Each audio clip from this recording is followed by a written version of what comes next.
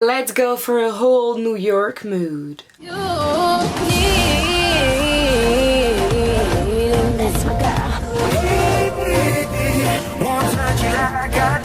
Yo yo mes poulets, j'espère que vous allez bien, je suis de retour comme vous voyez dans ma chambre, je suis chez moi, je suis à Paris, les vacances c'est fini, avant qu'elles recommencent d'ici pas longtemps. Et donc on va faire une petite vidéo pour en parler. Parce que sur Instagram vous avez été hyper nombreux, et même en commentaire de mes deux dernières vidéos vu que je les ai tournées à New York, à me demander Manon, combien tu payes? Manon, c'est quoi les endroits où t'aimes aller? Manon ceci, Manon cela. Donc je me suis dit on allait faire une petite vidéo pour en parler, pour un peu partager tout ce que je sais par rapport à New York, étant donné que c'est une ville où je suis déjà allée pas mal de fois. Je commence à vraiment connaître vu que j'ai aussi mes parents qui y sont, donc comme ça voilà.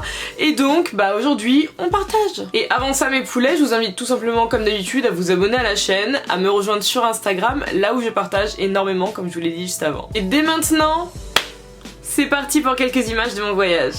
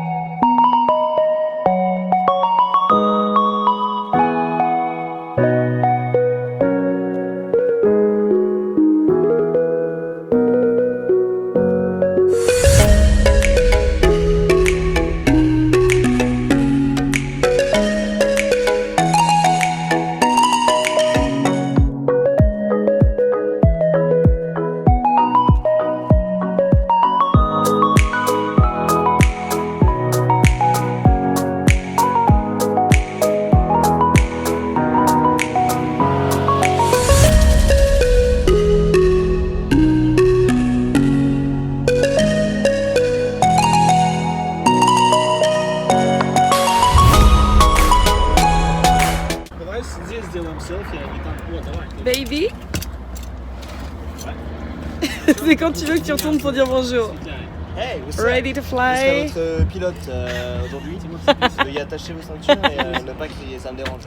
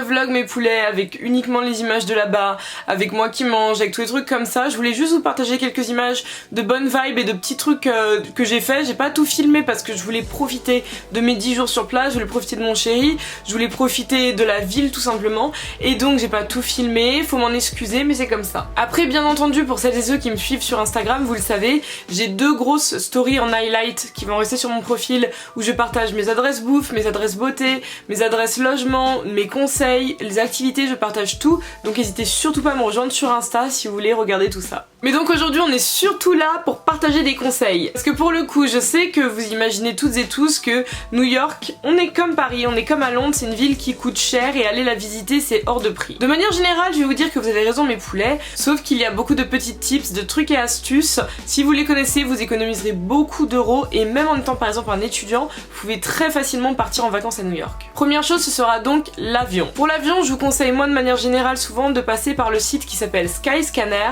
qui en fait regroupe tous les autres sites qui regroupent eux-mêmes les prix des compagnies et de vous connecter à des heures où il n'y a quasiment personne. Et très souvent en fait ça a été recherché, vous pouvez aussi checker vous-même, c'est le mardi vers 2-3 heures du matin que les prix sont les plus bas car il n'y a personne qui est connecté. Parce que oui, ce sont des choses à prendre en compte et si jamais vous revenez assez souvent sur les sites, videz votre cache et effacez tous les cookies également sur votre ordinateur parce que ça va permettre justement à la machine de moins vous reconnaître ou changer tout simplement d'appareil ou de zone de Wi-Fi à laquelle vous vous connectez. Ce qui fait que de manière générale, soit vous faites comme ça sur Skyscanner, soit vous allez directement sur le site d'Air France, de Delta, je vous aurais bien dit XL Airways, mais ils sont actuellement dans de beaux draps financièrement parlant, parce que par exemple moi Air France c'est ce que j'ai pris là pour mon aller-retour pour septembre, ça m'a coûté environ 350 €, ce qui est donné par rapport à New York. On peut trouver encore moins cher pour New York, mais j'ai pas pris ça 600 ans avant donc c'était donné. Il y avait des ventes flash, donc ça aussi c'est un truc qu'il faut que vous puissiez surveiller, parce qu'il y en a très souvent dans l'année, beaucoup plus souvent qu'on pense. Et donc entre Skyscanner ainsi que les ventes flash des différentes compagnies qui vont là-bas, vous pouvez avoir un aller-retour au moins cher à 280 et au plus cher à 400 si vous y prenez un peu en retard. Mais dites-vous toujours, si possible mes poulets, 2 mois d'avance. Au moins 2 mois d'avance pour prendre vos billets pour New York. Donc après ça, il y a le logement une fois arrivé sur place. Et pour ça, vous le savez si vous me suivez sur Insta, je le dis souvent en story, je passe quasiment tout le temps par le site booking.com. Parce que ce qui est bien avec Booking, c'est que déjà dans un premier temps, plus vous aurez fait de réservations, plus en fait vous aurez des niveaux différents sur Booking. C'est les niveaux qu'on appelle Genius. C'est-à-dire qu'actuellement moi mes poulets, je suis en Genius 2, ça me permet d'avoir moins 10 ou moins 20% sur énormément de logements. Oui, alors qu'il y a déjà des réductions sur Booking. Et on m'offre assez souvent le petit déjeuner, ce qui est aussi une économie réalisée pendant les vacances. Et Booking, l'autre point super cool qu'on avait découvert avec mon chéri et qu'on aime énormément utiliser, c'est le fait de avoir l'annulation gratuite, mais de pas avoir de prépaiement requis pour le logement. C'est-à-dire que tu vas faire ta réservation, tu vas bloquer ton logement, mais tu paieras une fois arrivé au comptoir dans le logement à l'accueil, uniquement à ce moment-là et pas avant. Et ça c'est super cool si vous avez des moyens assez serrés on va dire, et que sur le moment vous savez que vous allez avoir une dispo pour partir en vacances, mais vous n'avez pas l'argent, ça vous permet d'économiser d'ici le jour où vous serez là-bas, et ça c'est absolument super cool. Comme ça vous serrez pas la ceinture comme des chacals quand vous êtes encore chez vous, et ça vous permet de vraiment voir le truc arriver. Après bien entendu il y en a qui aiment passer par Airbnb, moi c'est pas énormément mon truc parce que déjà je trouve que c'est plutôt cher sur New York, parce que souvent quand on y va pour les premières fois on veut être sur Manhattan, ce qui est normal, il y a tout à côté. C'est que sur Brooklyn, dans Harlem et dans le Queens qu'il y a des prix qui sont beaucoup plus abordables, ainsi qu'à Staten Island et dans le New Jersey, mais ça va vous faire quand même pas mal de chemin pour arriver jusqu'à Manhattan tous les jours et vous allez énormément perdre là-dessus. Donc Booking c'est pareil, si vous avez le temps de vous y prendre 2-3 mois à l'avance c'est absolument génial. Il y a aussi des deals, il y a des offres de dernière minute, il y a des trucs, mais 2-3 mois à l'avance c'est beaucoup mieux. Autre point important mes poulets, c'est le transport en commun. Donc à savoir déjà quand vous allez arriver sur New York c'est très simple, vous arriverez soit à Newark dans le New Jersey, soit à LaGuardia, soit à JFK. De manière générale, moi si vous pouvez choisir, je vous conseille d'arriver à JFK, parce qu'en arrivant à Newark vous allez devoir prendre une navette ainsi que le AirTrain pour arriver au métro. Depuis LaGuardia, je sais même pas, je crois qu'il n'y a pas de transport en commun limite, où c'est des bus, ça met beaucoup de temps, ou les taxis c'est une blinde. Alors que depuis JFK, vous allez prendre le AirTrain pendant à peine quelques minutes pour arriver au métro directement pour pouvoir rallier à Manhattan. Et à savoir que le AirTrain, c'est 12 balles pour passer par le truc. C'est comme ça, t'es obligé de payer, mais au moins c'est beaucoup, mais beaucoup plus rapide. Et après, bien entendu, quand vous êtes sur place, si jamais vous êtes habitué à ces folies là sur Paris ou ailleurs en France, ne le faites pas à New York. ne fraudez pas dans les transports en commun. Parce que contrairement à chez nous où un contrôleur va mettre une amende, là-bas, c'est très simple. Il y aura le shérif qui sera pas loin, t'as la police qui est toujours dans le coin, et c'est pas comme chez nous, t'as juste une amende, tu vas finir au poste. Et pour ça, vous avez la très fameuse MetroCard, qui est l'équivalent du Navigo. La seule différence, c'est que chez eux, c'est comme à Londres, c'est pas nominatif. Vous avez pas une photo, vous avez pas un nom, donc tu peux passer ça à n'importe qui. Vous avez donc plusieurs choix qui s'offrent à vous, mes poulets. Indépendamment de la durée de votre voyage là-bas, c'est soit vous allez prendre pour une semaine illimitée, on est sur, je crois, 33 $ à peu près, ou vous allez remplir en mettant de l'argent au quotidien, en sachant que le billet en lui-même, donc le fare, F-A-R-E, ça coûte 2,75 $ pour passer. Je vous conseille donc bien entendu de prendre l'illimité à la semaine. Si vous êtes là comme moi par exemple pour 10 jours après, vous allez juste rajouter. Comme ça au moins c'est plus pratique, vous allez faire moins de trajets, mais ayez toujours une MetroCard remplie, on ne fait pas de bêtises. Parce qu'il faut savoir mes poulets, la grosse différence entre Paris, Londres et New York, c'est que Paris et Londres c'est des villes que tu peux énormément visiter à pied. New York c'est beaucoup plus compliqué. Parce que New York déjà c'est énorme.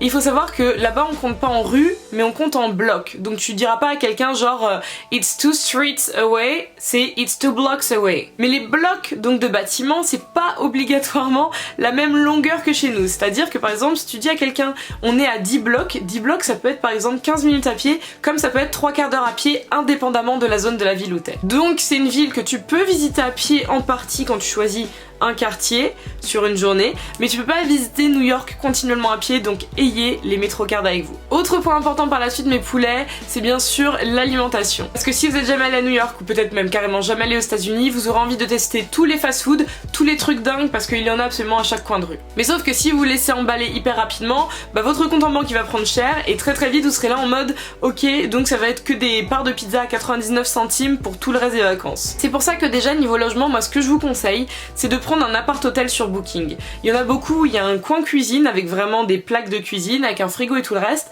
Comme ça vous pouvez faire des courses, que ce soit à Walmart, que ce soit chez Target, chez Walgreens, chez Whole Foods ou plein d'endroits. Comme ça vous avez des trucs sur vous et vous pouvez faire quelques repas chez vous. Ou comme je vous disais, avec Booking c'est cool, c'est quand il y a un petit déjeuner qui est déjà assuré. C'est une économie sur un repas par jour, c'est déjà beaucoup. Donc déjà en faisant comme ça vous allez faire vos économies parce que ça coûtera moins cher. Après ce que je vous conseille c'est ce que avec mon chéri on fait tout le temps avant de partir aux États-Unis, une liste des lieux où on a envie de bouffer par rapport à ce qu'on a vu sur Instagram ou un endroit où on veut juste retourner qu'on avait kiffé la dernière fois. Parce que comme ça vous serez beaucoup moins porté à vous dire ah bah punaise je sais pas où je vais manger, je vais regarder. En fait tu veux manger partout, tu connais pas obligatoirement les prix et tu peux t'emballer hyper vite. Alors que nous avec nos listes, déjà en général souvent on aime bien aller sur le site du dit restaurant pour regarder ce qu'ils font, pour regarder à peu près les prix, pour savoir aussi si c'est un truc qu'on peut se permettre, et comme ça t'as une idée et tu sais comment ça se passe. Et donc souvent ce qui se passait c'était hyper simple, c'est qu'une fois par jour on se fait un resto fast-food et l'autre repas de la journée ce sera soit des sandwichs qu'on a achetés, un truc qu'on s'est fait à la baraque,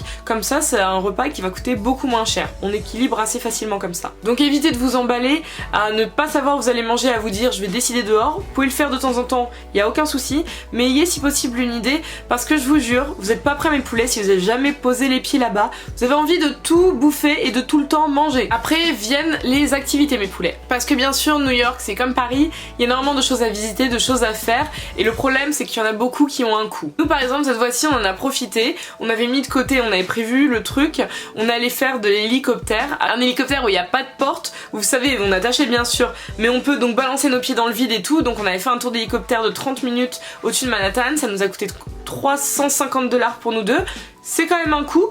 Il y a un prix dessus, il y a des versions moins chères, celles déjà où les portes sont fermées, ou tout simplement les versions portes ouvertes mais qui durent 16 minutes. Nous on a juste pris le truc le plus cher. Et donc il y a plein d'activités super cool comme ça. Il y a bien sûr monter au sommet de l'Empire State Building, du Rockefeller Center, des autres observatoires, mais ça a un coût encore une fois, t'es sur une quarantaine, cinquantaine, trentaine de dollars et ça faut le savoir au préalable. Donc listez également vos activités, c'est pas sur place que vous allez vous dire tiens ça me tente, ça aussi, listez vos activités. Et surtout regardez ce qu'il y a de gratuit parce que il existe beaucoup de choses gratuites sur New York. Par exemple là, mon chéri m'avait emmené pour visiter ce qu'on appelle The Vessel qui se situe à Hudson Yard. Donc c'est une nouvelle infrastructure qui est juste à côté du centre commercial d'Hudson Yard et c'est gratuit en fait d'y monter. C'est juste un truc qui ressemble à une pomme de pin, de manière je vous mets des photos. C'est super beau de jour comme de nuit, c'est totalement gratuit. Donc ça c'est des trucs, faut le noter et faut le faire. Vous avez également le ferry qui relie Manhattan à Staten Island qui passe devant la Statue de la Liberté mais quand vous le prenez au retour aussi, vous avez tout Manhattan qui est là comme ça, qui est super cool, qui est totalement gratuit. Vous le faites genre à la tombée de la nuit doucement, vous avez un coucher de soleil de malade et c'est gratuit. Comme ça vous n'avez pas besoin de payer le ferry pour aller sur l'île de la Statue de la Liberté, alors que quand vous êtes sur l'île, bah vous la voyez pas vu qu'en fait elle est en haut de vous. Donc n'hésitez surtout pas à fouiller toutes les activités gratuites, toutes celles pas chères et à lister vraiment les montants, parce que sinon sur place, je vous le dis, ça m'est déjà arrivé, vous partez en roue libre, en pure roue libre. Parce que bien sûr, une fois à New York, vous aurez envie de faire du shopping partout, que ce soit dans Soho ou dans tout le reste de la ville, et vous allez voir que c'est hyper ouf. Vous avez aussi des malls et des outlets qui sont dans le New Jersey, si jamais vous avez le permis, vous voulez louer une voiture, ou vous voulez prendre le transport en commun pour là-bas. Donc il y a plein, mais vraiment plein de choses à faire, plein de choses à voir et plein d'argent à dépenser. Mais donc tant que vous prévoyez ça avec de l'avance, que vous êtes assez méthodique et organisé, il y aura aucun souci, je vous jure que vos vacances elles vont pas du tout vous coûter une blinde. Donc voilà mes poulets, c'est tout pour moi aujourd'hui sur mes conseils pour partir à New York en vacances sans revenir fauché. Ah oui, et dernier petit conseil, parce que c'est pas tout le monde qui est au courant, quand vous partez aux États-Unis en vacances, il vous faut ce qu'on appelle l'ESTA. ESTA, c'est un visa, c'est un laissez-passer qui est valable pour une durée de 3 mois grand maximum sur place. C'est payant, ça coûte 14 € si je dis pas de bêtises, faut le faire avant de partir, vous recevrez un mail de confirmation, mais sans ça vous pouvez absolument jamais rentrer aux États-Unis. Voilà. Donc mes poulets, si ça vous a plu, comme d'habitude on s'abonne, on met un petit pouce bleu, on lâche un commentaire pour raconter sa vie. Moi je vous retrouve très bientôt pour une nouvelle vidéo et en attendant, rejoignez-moi sur Instagram. Mouah. Peace guys.